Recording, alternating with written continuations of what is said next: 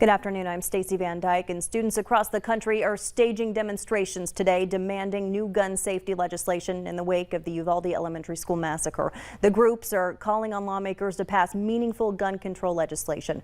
Earlier today, Senate Majority Leader Chuck Schumer said he'll allow his Senate Democratic colleagues more time to try to come up with some measure that will gain bipartisan support, meaning a vote won't happen until after recess.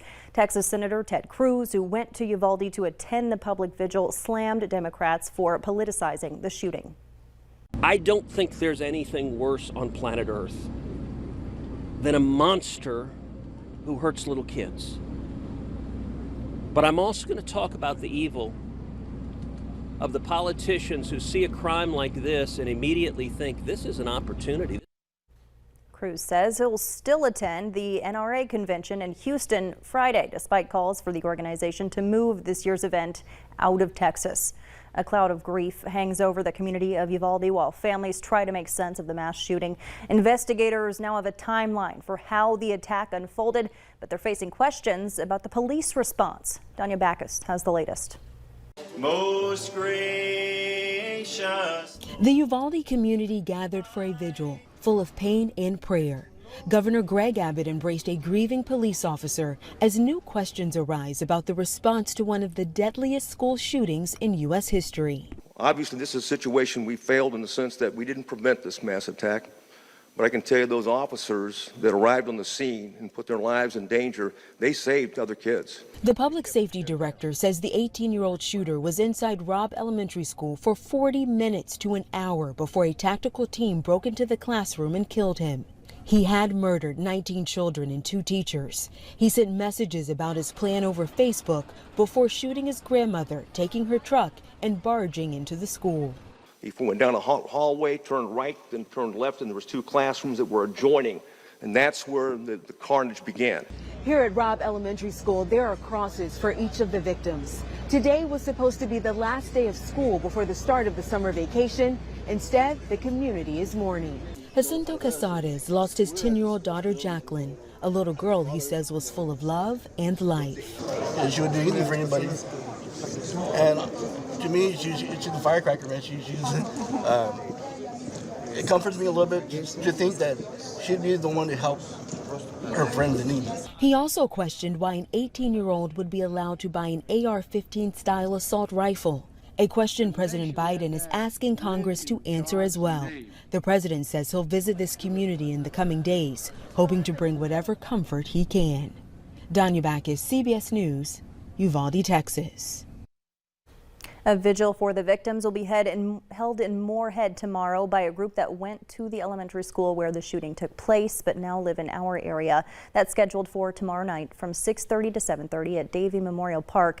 Names of the victims will be read. Those who are interested in attending are asked to bring a candle.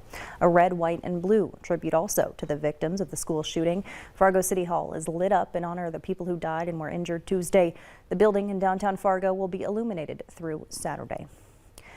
Well, just about an hour ago, kids packed school sidewalks and parking lots, enjoying our seasonal weather on what for many is the last day of school. And we might have a few days of beautiful weather yet to enjoy. Let's go to Hutch now for a first look at the forecast. Hutch? Stacey, thanks so much indeed. It was one of those days we woke up, it was cold. You saw that child out there with a jacket on, but this afternoon you can shed the jacket. And look at this, our sky cam showing just almost perfect conditions out there, and the wind has taken some time off as well.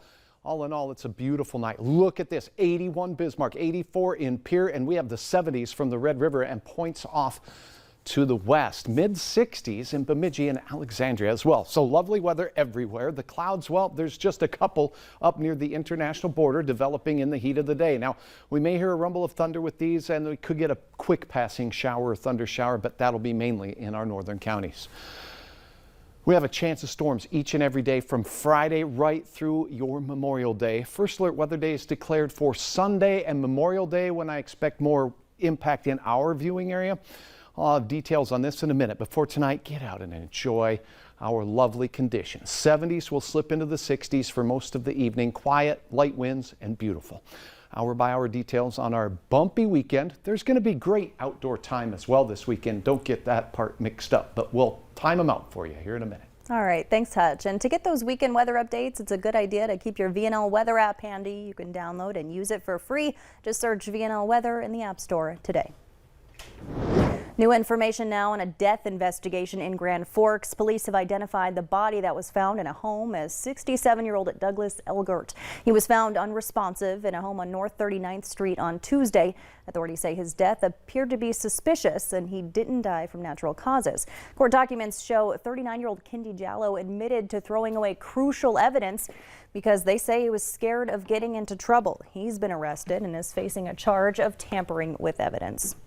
Traffic was slow going for a bit on I-94 this afternoon. North Dakota Highway Patrol responded to a crash between a motorcycle and a car around 2:15. That happened between the 25th Street overpass and the tri-level. Both vehicles had to be towed. We're waiting for more information from Highway Patrol on exactly what happened. Turning our attention now again to the tragedy in Texas, there's no clear indication yet as to whether the school shooting might prompt American lawmakers to tighten gun laws. Many people in other countries that have witnessed massacres have seen their governments bring in tougher gun control laws in relatively short order. In the UK, private ownership of most handguns was banned a year after their deadliest shooting in history. In Australia, a lone gunman murdered 35 people, and the then conservative Australian government banned nearly all semi-automatic rifles and shotguns and launched a buyback program. In the UK, there are so few guns on the streets that even police generally don't carry firearms. As Russia's war on Ukraine enters its fourth month, President Zelensky has dismissed the idea that Ukraine should give up some land in order to make peace. We now have a first-hand look at what Ukrainian troops are facing near the front lines, where crews came dangerously close to Russia's relentless attacks on Ukrainian villages. Deep in the Ukrainian countryside, there are only a handful of farmhouses and fields here. But for weeks, Russia has been targeting this village relentlessly. It's here we meet Major Sergei. He and his soldiers have been defending this area for weeks, but have recently changed tactics. I just want to be clear. This is now an offensive. You're targeting Russian forces. Yeah, we are targeting every day because we need to do this. But Russian forces, whose positions are just 2 miles from here, aren't backing down.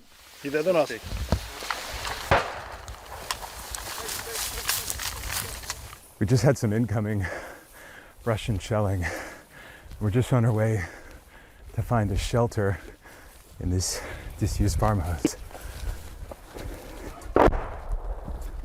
The closest place to take cover is under a tree as the strikes intensify. And the shelling gets closer and closer. And that was some pretty serious incoming from the Russian side. This was an area they occupied up until 6 weeks ago, and they really want it back. Getting closer. A Russian drone is spotted circling above. It's now or never. Go, go, go, go, go, go. So we start sprinting and are led down some stairs into a nearby root cellar, where Ukrainian forces have been taking refuge for weeks. That's more incoming from the Russian side. We've really just been shelling this area pretty frequently. The strikes are now just 50 yards away. With us is Oksana Kozarenko. Is this normal for this area? By any measure, this is not normal, she says. The Russians are giving us a hard time, but we can tell they're getting weaker. After several more strikes, we're given the order to make a run for it, through fields of wheat which are now a front line, and back to our vehicles, then drive as quickly as we can towards safety. Imtiaz Taib, CBS News. On the Kherson front lines. Moscow pressed the West today to lift sanctions against Russia over the war in Ukraine, leveraging a growing food crisis. The conflict has made it nearly impossible for Kyiv to ship millions of tons of grain and other agricultural products all over the world. Britain is accusing Russia of trying to hold the world ransom, insisting there would be no sanctions relief. According to the Kremlin, Russian President Vladimir Putin is ready to export grain and fertilizer on the condition that restrictions imposed by the West are lifted. The Western officials say food, fertilizer, and seeds are exempt from sanctions imposed by the U.S. and many others. The Senate Health Committee held a hearing today on the infant formula crisis. FDA Commissioner Robert Califf fielded several questions about the ongoing improvement efforts at the currently closed Abbott baby formula plant and how to restock the shelves as quickly as possible.